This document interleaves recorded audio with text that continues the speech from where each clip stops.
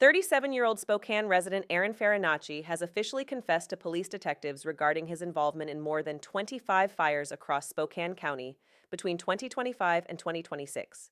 Among them was the catastrophic Old Trails fire, which destroyed more than 550 buildings and structures. Farinacci is currently charged with 5 counts of first-degree arson. Investigations into the origins of other fires in the county remain ongoing. On Saturday, August 1st, at around 10 in the morning, 64-year-old local resident Paul Child was driving with his grandson near railroad tracks in the area where the fire later broke out. On the side of the road, he noticed a man acting nervously and looking into the tree line. 10 minutes later, Mr. Child returned along the same route, and the man was still standing there.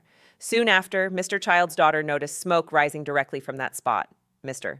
Child immediately called the police.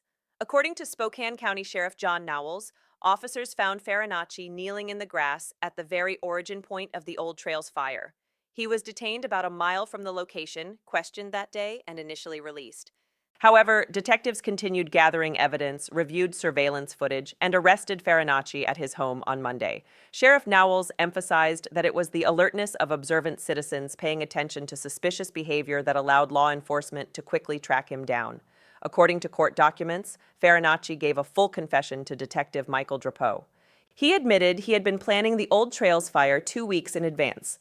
One detective who interviewed him noted the following in his affidavit.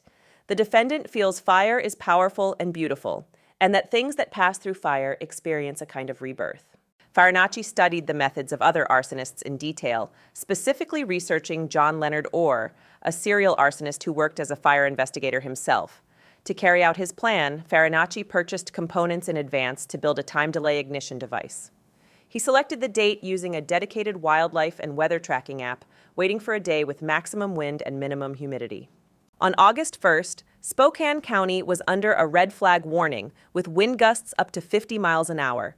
The device was placed in dry brush near active railroad tracks to ensure maximum flame spread.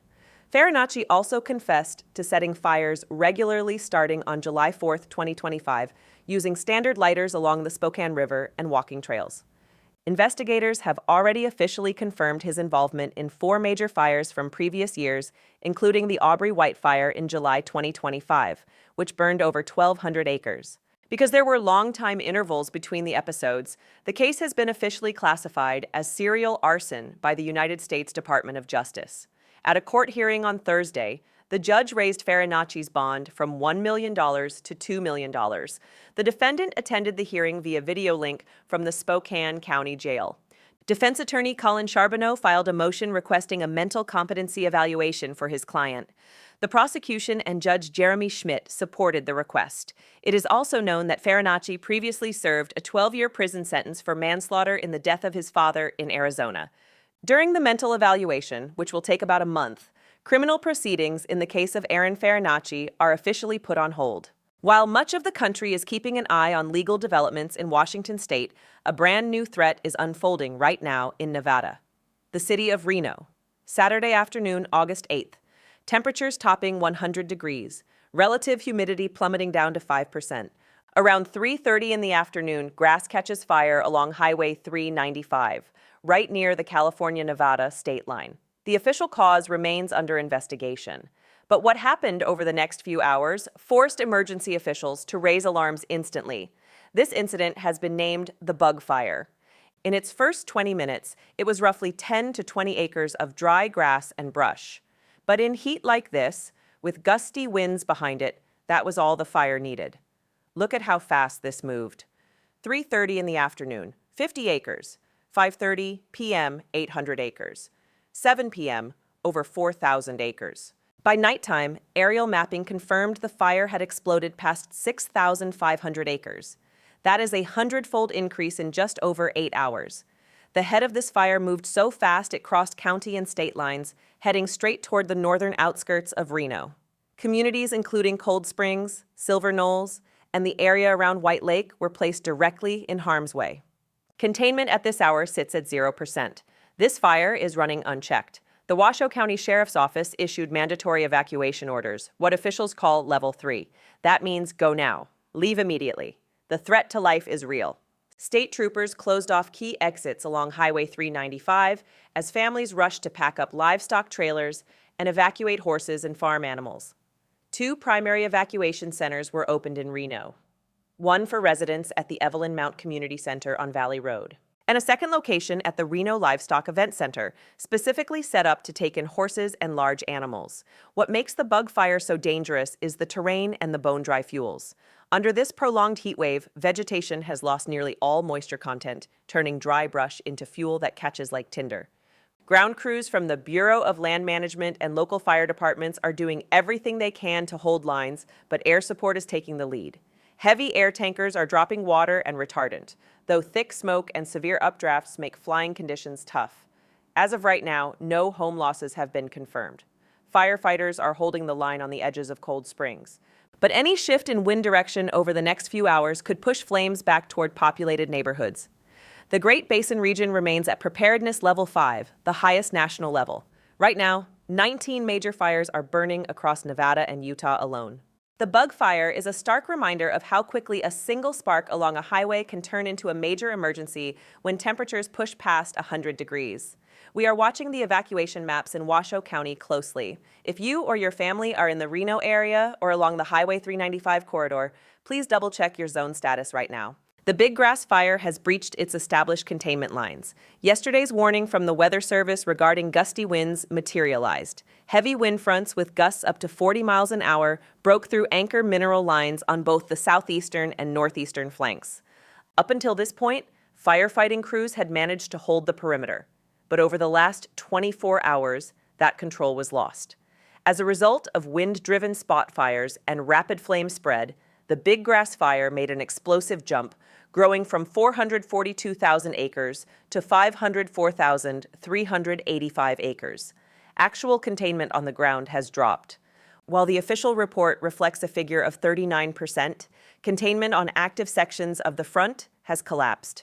Ground crews and bulldozer units have been pulled back from direct attack to fallback defensive positions. 1,213 personnel and a Type 1 complex incident management team are assigned to the fire. Total suppression costs have reached $34.6 million. The second key incident in Oregon is the Wrights Spring Fire in the Fremont-Winema National Forest. Over the last 24 hours, its footprint more than doubled, rising to 23,394 acres. Containment stands at 0%. Control lines around the perimeter are non-existent. Personnel numbers have been increased by 118 firefighters, bringing the total on-scene force to 434. Total costs stand at $4.4 million. In Washington state, the main growth is coming from the Little Giant Fire in the Okanogan-Wenatchee National Forest. Over 24 hours, the fire expanded by nearly 15,000 acres, currently standing at 97,539 acres. Containment is holding at just 2%. The fire is advancing through heavy timber fuel beds in steep mountain terrain. 1,734 personnel are deployed on the line. Suppression costs have crossed $30 million. Across the entire Northwest area, more than 18,000 personnel and over 1,000 pieces of heavy equipment are currently engaged. Across eastern Oregon, relative humidity has been dropping into the low teens during the afternoons. Wind gusts have reached 40 miles an hour. Overnight humidity recovery is poor. Normally, the fuels take moisture back at night, and that gives crews a safer window to work. That is not happening. The fires stay active around the clock. Temperatures have been running in the 90s, above 100 in places. Across the Great Basin and into Nevada, the same pattern holds. Hot, dry, and windy, with no meaningful rain anywhere in the forecast for any of the fire areas. There is a specific reason grass fires move the way they have this week. Grass cures completely in this kind of heat. Once cured, it carries fire at close to the speed of the wind. It stops only at a road, a river, or ground that has already burned. That is why a fire in short grass can add tens of thousands of acres in a day. A timber fire adds a few hundred. Forecasters are also watching for dry lightning. That is a storm where the rain evaporates before it reaches the ground, but the lightning still arrives. On ground this dry, that is how new fires start. The National Weather Service has one specific piece of advice for drivers. Check that no chains are dragging on the ground behind your vehicle. They throw sparks. Several communities have banned recreational fires and shooting entirely while conditions hold. Improvement, when it comes, will come from a wind shift. Until then, every forecast for the fire areas reads the same. If you are under a Level 3 Go Now order, leave immediately. Do not wait. Do not go back for belongings. If you are under level 2, be set. Pack your bag now, load the car, and be ready to leave within minutes. If you are under level 1, be ready. Know your evacuation route, monitor alerts, and take the warning seriously. Do not guess whether your address is included in an evacuation zone. Every county has an address lookup. Use it. Zone boundaries have shifted more than once this week. On air quality, keep windows and doors closed. Run air conditioning on recirculate if you can. Wear an N95 or KN95 mask if you have to go outside. A cloth mask does nothing against wildfire smoke. Children, elderly residents, and anyone with heart or lung conditions should stay indoors while advisories are in effect.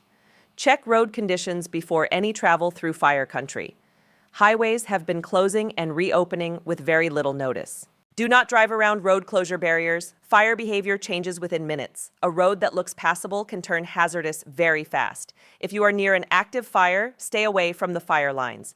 Crews on the Wright Spring Fire specifically asked people to stop coming to look. Onlookers are making it harder for equipment to move. No campfires, no fireworks, no outdoor burning of any kind in affected areas. Do not park on dry grass. Keep spark arresters on all equipment. Do not drag chains or metal across dry ground. Almost every one of those things has started a fire somewhere this season. If these daily updates are useful to you, subscribing helps more people find them. Thank you to the crews on the line tonight. We will be back tomorrow with the new numbers.